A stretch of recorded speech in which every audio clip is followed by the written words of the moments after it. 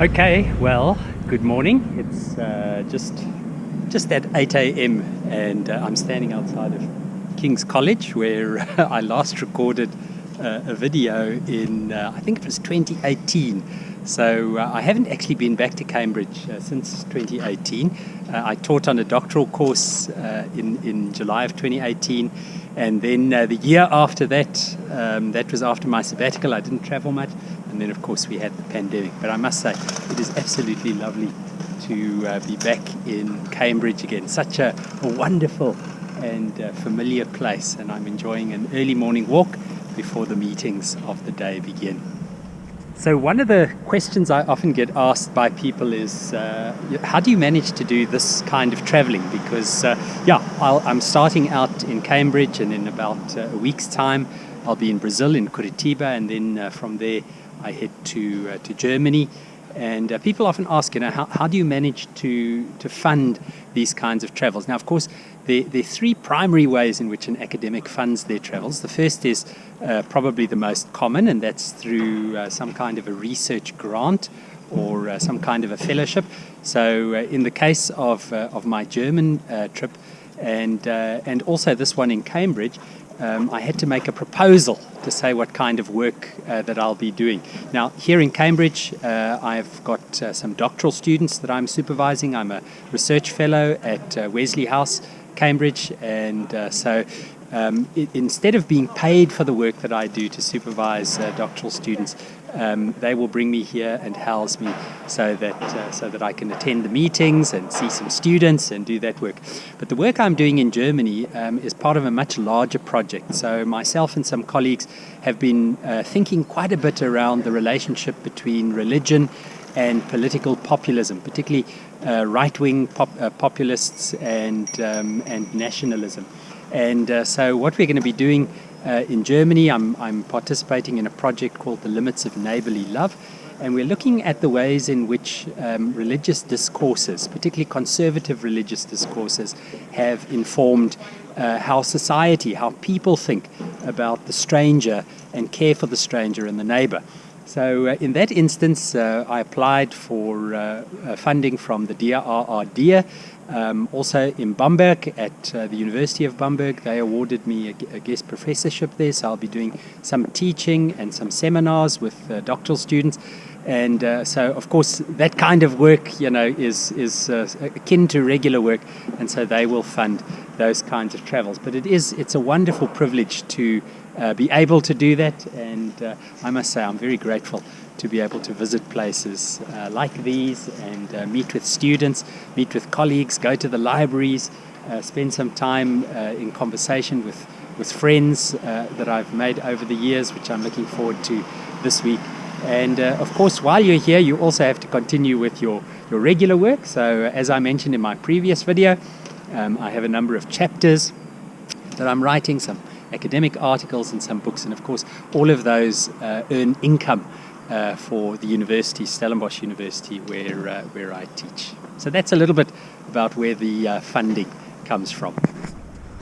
So another common question might be, how do you access that kind of funding? Well, most often if you are a university, someone who's working at a university, so you're a professor or a graduate student, most often you need to at least have a PhD or be working towards a PhD.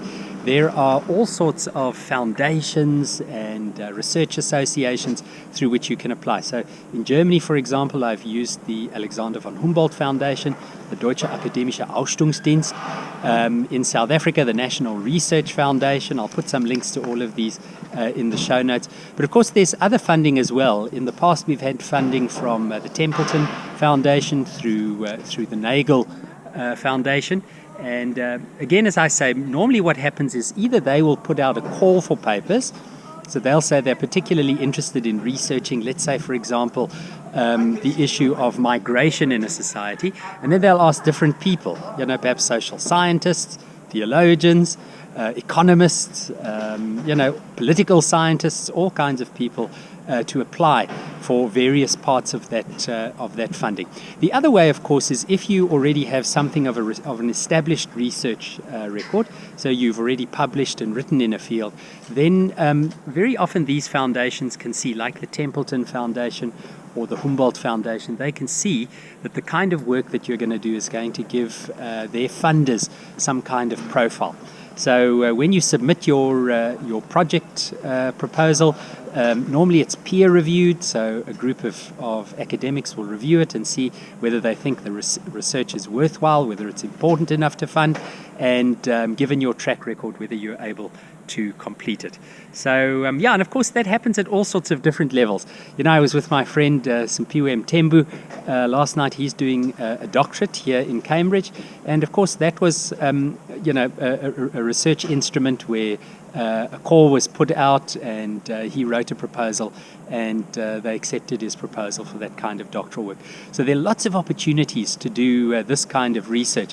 I know, for example, my daughter Courtney, she's going to be doing her master's next year, and her hope is to be able to apply for an academic exchange, to spend some time either in Germany or here in the UK, just learning how different political science faculties would think about the particular issue that she's interested in. She's interested particularly in terrorism and in violence.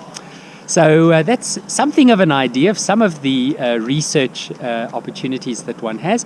The third and final one, I think, and I put this final because often it's quite limited, is that sometimes researchers are able to generate their own research funds. Now, the way in which one does that is in certain contexts when you publish or you deliver PhD students or sometimes even master's students, they'll allocate some funding to you, so sort of in lieu of payment for that.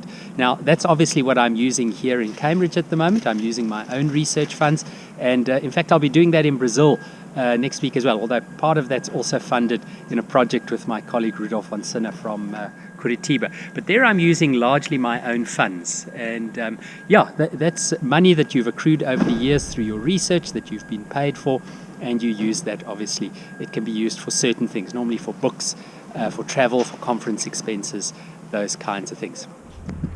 So I hope this video hasn't been too mundane and boring, talking about research funding for research travel. But if you're interested to find out more, by all means drop me a note in the show notes of this video, or drop me a line on Twitter at DigitalDion, or on Instagram at DigitalDion, via my Facebook page, Dion A. Foster, or via my website, dionfoster.com, and I'll gladly try to point you in the right direction for some funding. Of course, just keep in mind that I'm a theologian, so most of my connections and interests and the opportunities that I've benefited from are in that field, in the field of theology.